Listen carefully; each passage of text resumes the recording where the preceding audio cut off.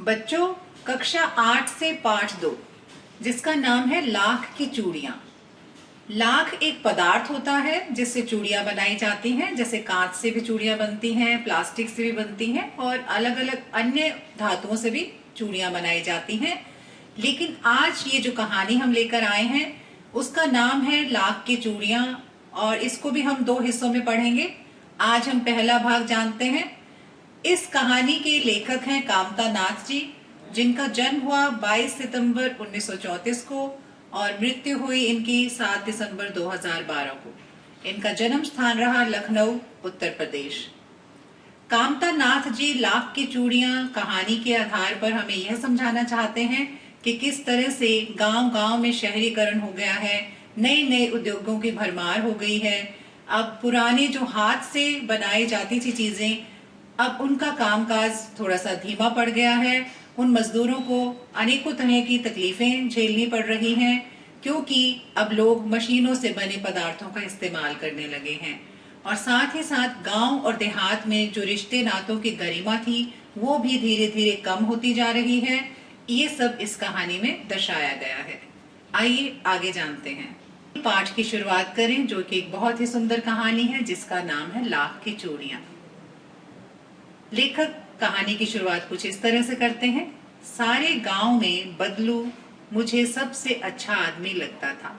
वे कहानी शुरू करते हैं जो कि मुख्य जो पात्र है वो अपनी बात कह रहा है, अर्थात लेखक ही जैसे अपनी बात कह रहा है कि जब वो छोटे थे बचपन में बदलू जो उनके मामा थे, मामा के गांव में रहते थे, वो व्यक्ति उन्हें बहुत ही अच्छा लगता था, पसंद था, क्योंकि वह मुझे सुंदर सुंदर लाख एक पदार्थ होता है, लहा भी कहते हैं, जिसको पिघलाकर चूड़ियां या गोलियां कंचे बनाए जाते हैं।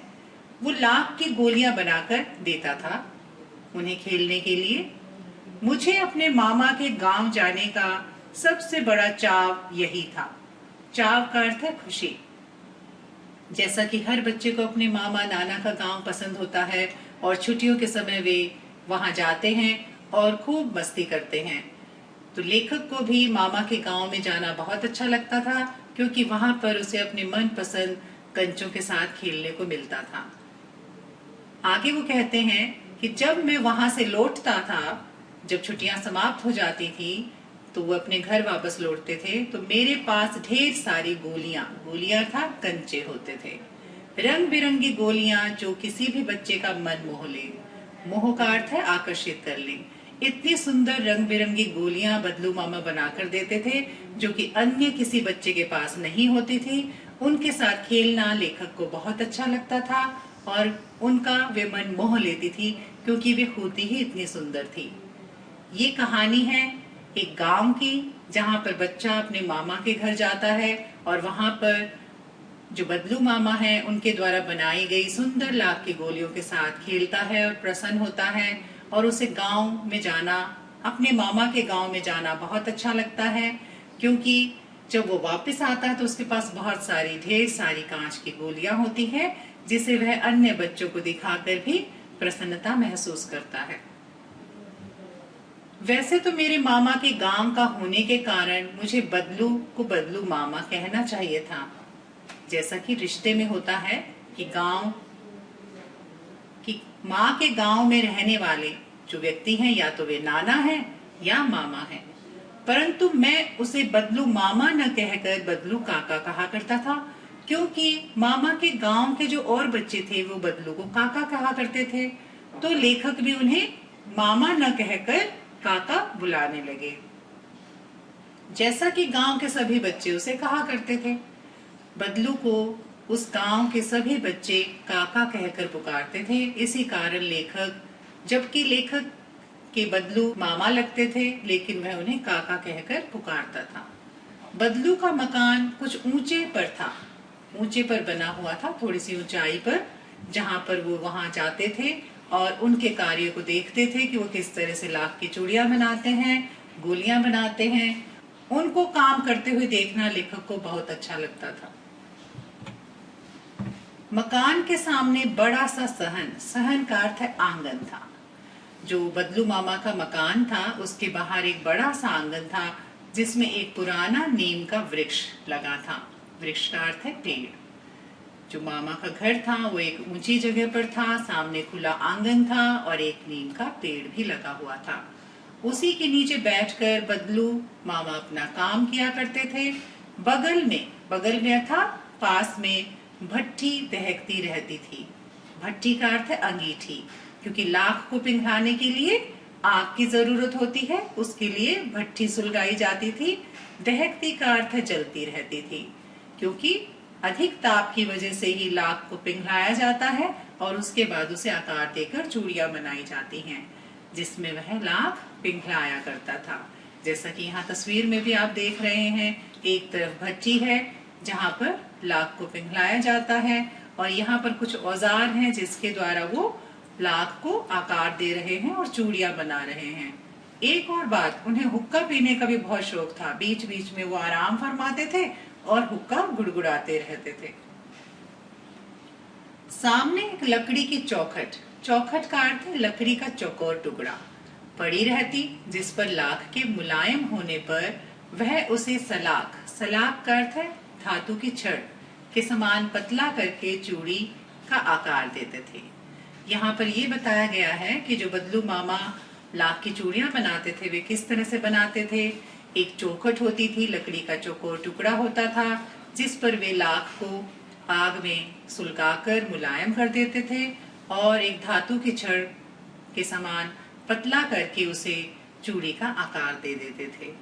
पास में 4-6 विभिन्न आकार की, अलग अलग आकार की बेलन नुमा मुंगेरियां, अर्थात ये जो आप छड़ देख रहे हैं उसे कहते हैं बेलन नुमा मुंगेरियां, जिसे गोल लकड़ी भी कहा जाता है, रखी रहती थी, जो आगे से कुछ पतली होती थी, पीछे से मोटी होती थी।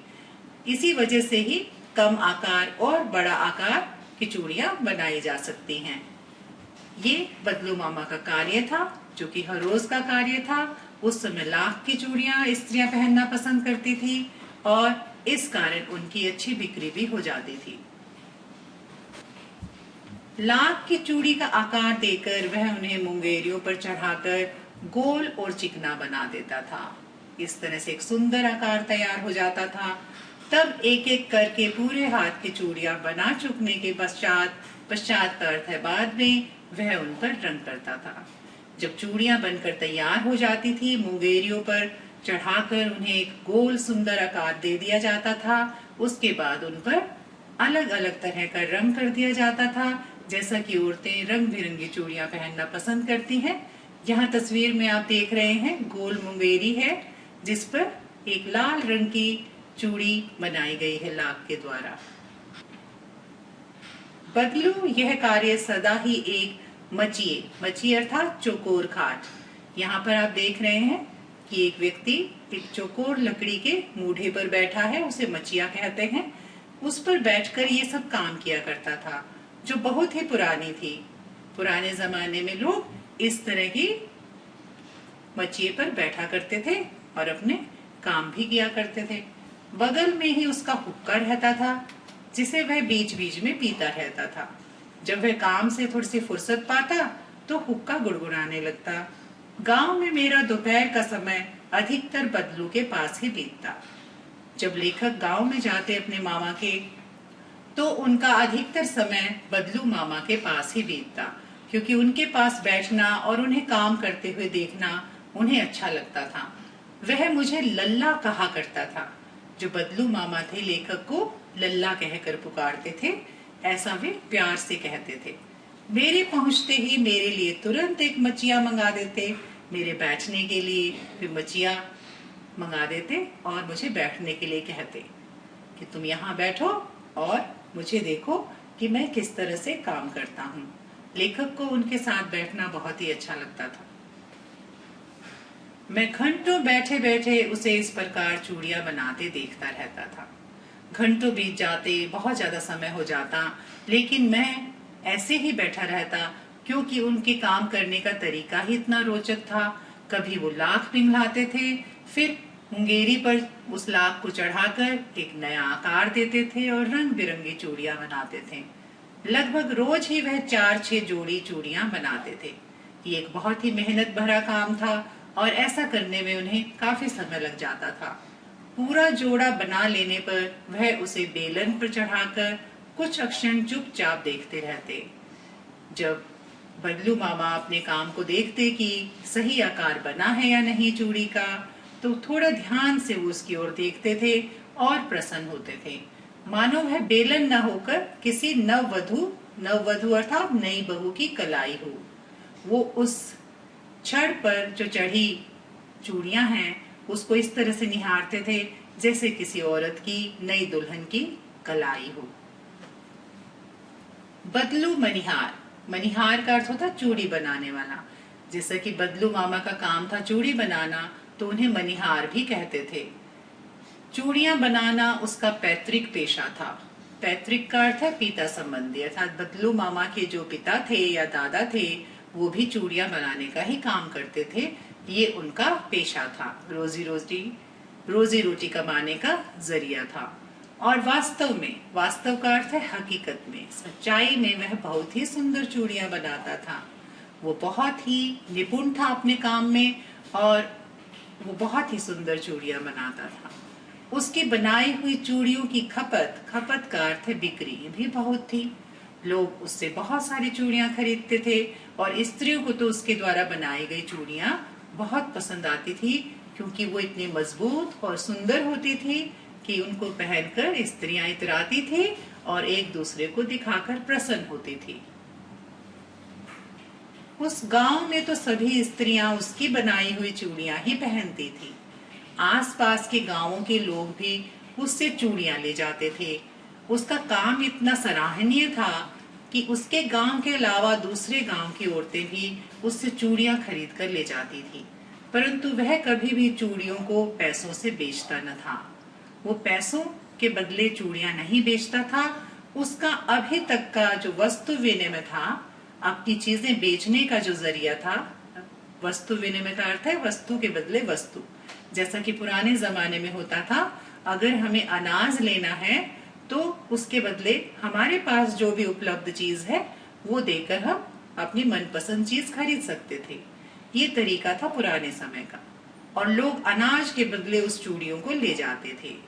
अर्थात जब उसे जरूरत होती थी बदलू मामा को अनाज की, तो वो चूड़ियों के बदले अनाज ले लेता था, या किसी और चीज की जरूरत होती थी तो पैसों के बदले वो कोई अन्य पदार्थ या चीज ले लेता था। बदलू स्वभाव से बहुत सीधा था। उसका स्वभाव बहुत ही नम्र और भोला भाला था। मैंने कभी भी उसे किसी से झगड़ते नहीं देखा था। उसे जरा भी गुस्सा नहीं आता था। सारा दिन अपने काम में जो लगा रहता था। हाँ, शादी विवाह के अवसरों पर, मौकों पर वह अवश्य जिद करता था, जिद पकड़ जाता था, क्योंकि यही एक खास मौका था जब वह अपनी मनचाही मुराद पा सकता था, अर्थात मनचाहा वेतन ले सकता था चूड़ियों के बदले। जीवन भर चाहे कोई उससे मुफ्त चूड़ियां ले जाए, परंतु विवाह अर्थात शादी के अवसर पर वह सारी कसर का अर्थ है कमी, निकाल लेता था। किसी का भी गांव में विवाह होता था, उस समय पर वह अपनी चूड़ियों की एक अच्छी खासी कीमत ले लेता था, जिससे उसका अच्छा गुजारा चल जाता था। आखिर सुहाग के जोड़े का महत्व ही और होता है। ये एक बहुत ही महत्वपूर्ण चीज है कि सुहाग के जोड़े को बहुत ही पवित्र माना जाता है और उसके मुंह मांगे दाम भी उसे मिल जाते थे।